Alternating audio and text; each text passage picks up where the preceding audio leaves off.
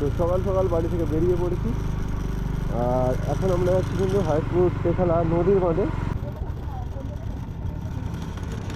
নমস্কার, আমি পরিতোষ। আজকে আপনারা অনেকেই জানেন যে আমার বার্থডে, আর এবং অনেকেই আমাকে উইশ করেছেন, তো তাদেরকে জানাই অসংখ্য ধন্যবাদ আমাকে উইশ করার জন্য। এবং আজকে আমি আমার জন্মদিনটা অন্য রকমভাবে সেলিব্রেশন করতে চাই, এবং আমার কাছে একটি বট গাছ রয়েছেন, আপনারা তো দেখতেই পাচ্ছেন হালকা হালকা। তো এই বট গাছটি আমাকে 1 বছর আগে আমার জন্মদিনে উপহার দিয়েছিলেন সৌম্যজিৎ বেরা। সৌম্যজিৎ বেরাকে জানাই অসংখ্য ধন্যবাদ। এবং 1 বছর ধরে গাছটিকে আমি তৈরি করেছি। এই গাছটিকে কিন্তু আমরা হায়াতপুর 26 বিঘা নদীর মাঝে রোপণ করব। তো চলুন গাছটিকে রোপণ করি এবং আমার জন্মদিনটা আলাদাভাবে সেলিব্রেশন করব, আপনাদের সামনে পুরোটাই তুলে ধরবো।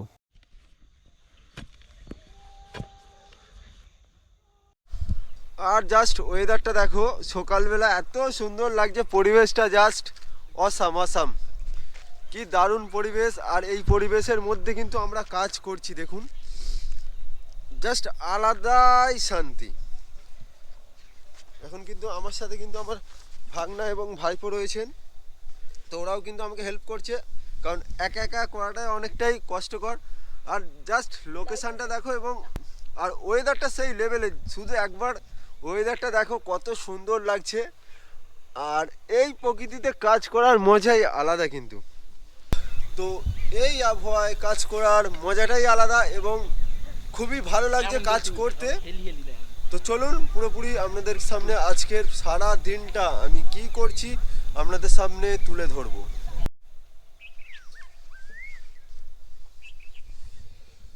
করতে হবে এবং গাছটিকে ভালোভাবে জল ফল দিতে হবে। অনেকেই দেখি গাছ লাগান এবং সেটিকে কোনো পরিচর্যা করেন না এবং জল পর্যন্ত দেন না। 100টি গাছ লাগান, একটি গাছ হলো, 4টি গাছ হলো, বাস। মানুষের সামনে শুধু ছবি তোলা না, গাছটিকে বড় করতে হবে। শুধু গাছ লাগিয়ে আপনাদের দায়িত্ব শেষ না, গাছটিকে বড় করতে হবে। তো এইমাত্র দেখতেই পাচ্ছেন বট গাছটি কিন্তু লাগানো হয়ে গেছে। আমি খুবই খুশি যে আজকে আমার জন্মদিন এবং আমি এই কাজ করতে পেরে আমার খুবই খুবই আনন্দ হচ্ছে, এবং আপনাদেরও আনন্দ হবে যে এই কাজ আজকের দিনে আমি করলাম। যারা আমাকে ভালোবাসেন, যারা আমাকে চেনেন, যারা জানেন, যারা আমাকে নিজের মনে করেন, তারা তো খুবই খুশি হবে যে আজকের দিনে আমি এই কাজটা করলাম।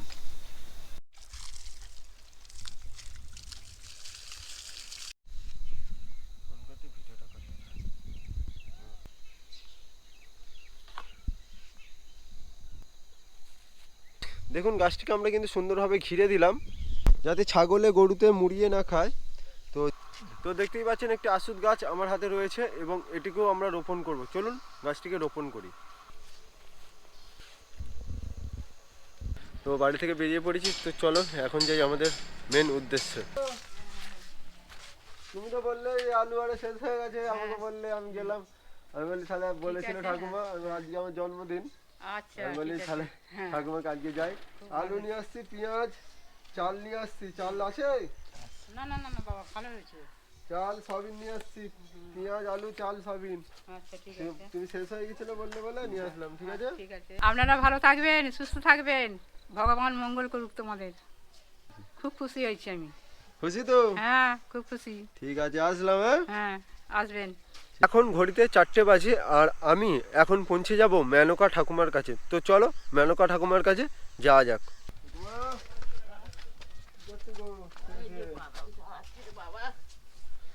বাদাম ছাড়াচ্ছ? ভালো আছো দাদা? দাদাকে দেখা। কেমন আছো দাদা? মোটামুটি চলছে। বেরিয়ে এসো ঠাকুমা একটু বাইরের দিকে। বাদাম ছাড়াচ্ছি দুটি। ও বাদাম কি বসানো হবে নাকি? না বাবা, অন্য লোকের বাদাম ছাড়াতে দিচ্ছে, ছাড়াচ্ছে। ছাড়াচ্ছে, ধরুন কি পয়সা হ্যাঁ দিতে হ্যাঁ হবে? পয়সা দিবে। ও ভালো আছে তো? ওই মোটামুটি চলছে। এখন ওর শরীর বাবা কেমন খালি আছে? ওইটার তরেই তো, আর কিচ্ছু না, খালি ওইটার তরে জল আগুন। আমি না করে এলে কঠিন না এলে চানও করতে পারবে না। আচ্ছা, মানে ওইটার তরে খালি তুমি আসলে তবে চান টান করে? হ্যাঁ, এবার তাহলে বাজার কিছু পড়ে গেলে কে তুলবে? হুম হুম। ও আগুন আর জল, আর কিচ্ছু নেই, আর কিচ্ছু হবে না। ও আগুন আর জল, তাই তো? হ্যাঁ আজকে তো আমি এসেছি আমার জন্মদিন, ওই জন্য আবার আপনি সেই বলেছিলেন চাল ফাল আপনার শেষ হয়ে গেছে, সেই জন্য আমি বলি জন্মদিন ঠাকুমার কাছে তাহলে যাই চাল ফাল কিছু নিয়ে আসি। আমি বলি শুধু চাল নিয়ে যাবো, সেই জন্য 2-3 কেজি, এই 3 কেজি চাল, পেঁয়াজ, আলু, মুড়ি সবই নিয়ে এসেছি। আচ্ছা জানেন তো? হ্যাঁ তুলে রাখ, তোলা ভগবানের কাছে তোলা আছে, হ্যাঁ তো ভগবানের কাছে তোলা আছে বাবা, গরিবকে দান করছে ভগবানের কাছে তোলা আছে। ঠাকুমার সাথে একটা ছবি তুলতে হবে আমার। চলো ঠাকুমা এসো। সরকারকে নিলে ভালো। সোয়েটার লাগবে? হ্যাঁ ওকেও একটা দেবো আমাকেও একটা দেবো, এই চেয়ে নিয়েছি। চাদর দেবো তোমাকে একটা? হ্যাঁ চাদর দিলে হবে তো? খুশি? হ্যাঁ তোমাকে একটা চাদর, দুজনকে দুটো চাদর দিয়ে দেবো তাহলে। হ্যাঁ ঠিক আছে? ঠিক আছে, দুজনকে দুটো, কদিন পরে হ্যাঁ আমরা আসবো, এসে তাহলে আচ্ছা, ব্যবস্থা ঠিক করে আছে। দেবো। ঠিক আছে? হ্যাঁ আসি তাহলে। আচ্ছা ভালো থাকবে। ভালো থাকো বাবা। আমরা চেষ্টা করবো হ্যাঁ। যতটা পারছি আবার আসার চেষ্টা হ্যাঁ, করবো। হ্যাঁ। মাঝে মধ্যে আসছি আমাদের সামর্থ্য অনুযায়ী, তো এবার হ্যাঁ। পরে আবার তাহলে আসবো। আসি তাহলে আচ্ছা এখন আচ্ছা আশীর্বাদ করবেন। আসছি। হ্যাঁ আচ্ছা। ঠিক আছে। গাছটি কি সুন্দরভাবে দেখুন বেড়ে উঠেছে।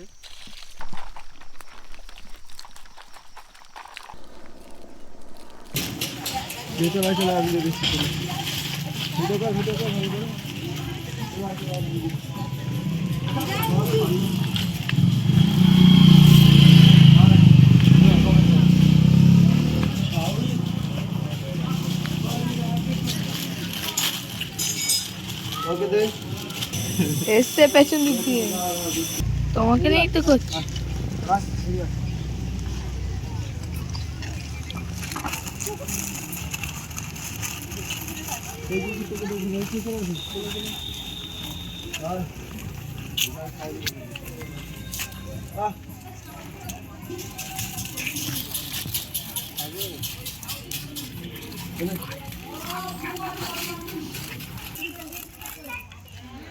হ্যাঁ হ্যাঁ বাজি করবি না।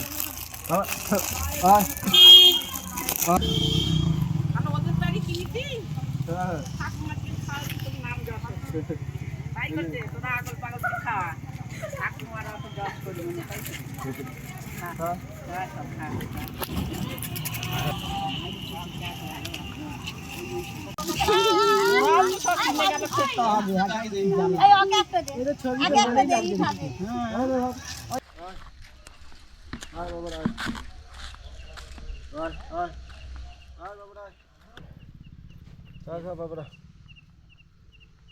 কিন্তু রয়েছে মুচিঘাটা যে কাঠের ব্রিজ ছিল সেই ব্রিজের কাছে, আর এবং এখানে কিন্তু কুকুরদের খাবার খাওয়াচ্ছে।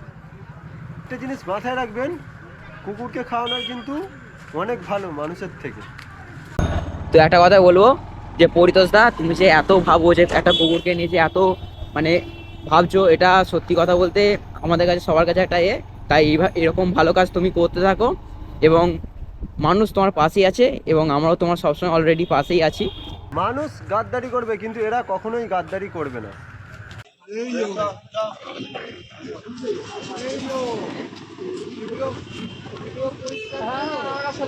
এগুলো ফেলে দেবো আমরা সব ফেলে দেবো। আর আমরা সব ওই এইটাই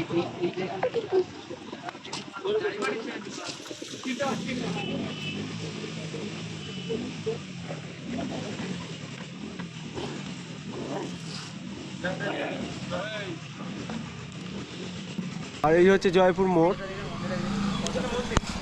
পেছনে কিন্তু কালী মায়ের মন্দির।